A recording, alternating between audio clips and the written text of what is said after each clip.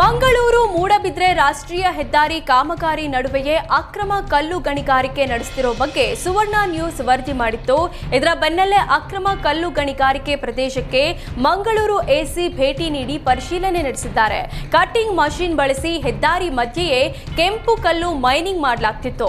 ಇದೀಗ ದಕ್ಷಿಣ ಕನ್ನಡ ಜಿಲ್ಲಾಧಿಕಾರಿ ಮುಲ್ವೈ ಮುಗಿಲನ್ ಸೂಚನೆ ಹಿನ್ನೆಲೆಯಲ್ಲಿ ಸ್ಥಳ ಪರಿಶೀಲನೆ ನಡೆಸಿ ಹೆದ್ದಾರಿ ಕಾಮಗಾರಿ ಗುತ್ತಿಗೆದಾರನಿಗೆ ದಾಖಲೆ ಒದಗಿಸಲು ಸೂಚನೆ ನೀಡಲಾಗಿದೆ.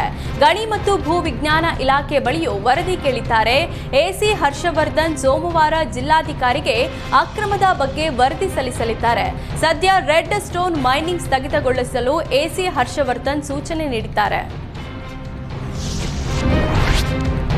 ಬಳ್ಳಾರಿ ನಗರ ಶಾಸಕ ಭರತ್ ರೆಡ್ಡಿ ಕಚೇರಿಯಲ್ಲಿ ಬಾಂಬ್ ಇದೆ ಅಂತ ಬೆದರಿಕೆ ಕರೆ ಬಂದಿದೆ. ನಿನ್ನೆ ತಡರಾತ್ರಿ ಶಾಸಕ ಭರತ್ ರೆಡ್ಡಿ ಮೊಬೈಲ್ಗೆ ಬಾಂಬ್ ಬೆದರಿಕೆ ಸಂದೇಶ ಬಂದಿದ್ದು ಕೂಡಲೇ ಪೊಲೀಸರಿಗೆ ಮಾಹಿತಿ ನೀಡಿದ್ದಾರೆ. ಬಳ್ಳಾರಿಯ ರೂಪನಗುಡಿ ರಸ್ತೆಯ ಸಂತೋಷ್ ಎಂಬಾತ ಈ ಸಂದೇಶ ಕಳಿಸಿದ್ದು ಆತನನ್ನ ಪೊಲೀಸರು ಅರೆಸ್ಟ್ ಮಾಡಿದ್ದಾರೆ.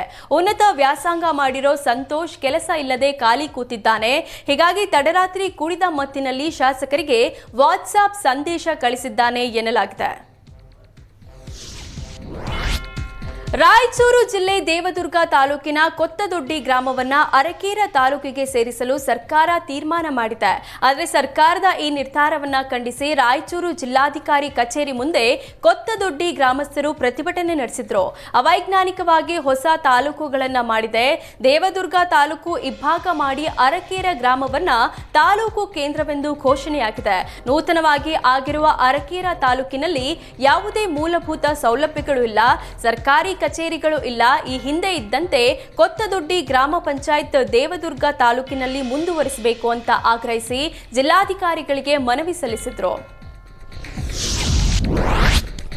ಮಂಡ್ಯದ ಮಳವಳ್ಳಿಯಲ್ಲಿ ವಿಷಾಹಾರ ಸೇವನೆಯಿಂದ 2 ವಿದ್ಯಾರ್ಥಿಗಳು ಮೃತಪಟ್ಟಿದ್ದಾರೆ. ಈ ಪ್ರಕರಣ ತನಿಖೆ ಮತ್ತಷ್ಟು ಚುರುಕಾಗಿದೆ. ಊಟ ತಯಾರಾಗಿದ್ದ ಹೋಟೆಲ್ಗೆ ಮಳವಳ್ಳಿ ಡಿವೈಎಸ್ಪಿ ಕೃಷ್ಣಪ್ಪ ನೇತೃತ್ವದ ತನಿಖಾ ತಂಡ ಭೇಟಿ ನೀಡಿದ್ದಾರೆ.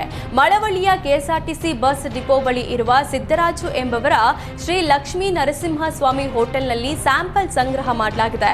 ಸೀಲ್ ಆಗಿದ್ದ ಹೋಟೆಲ್ ಬೀಗ ತೆಗೆದು ಆಹಾರ ಹಾಗೂ ಮಸಾಲೆ ಪದಾರ್ಥಗಳನ್ನು ಪರಿಶೀಲಿಸಲಾಗಿದೆ.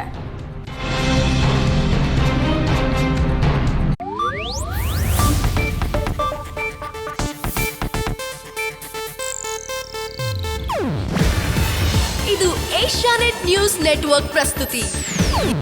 ನೀವು ನೋಡ್ತಿದ್ದೀರಾ ಏಷ್ಯಾನೆಟ್ ಸುವರ್ಣ ನ್ಯೂಸ್.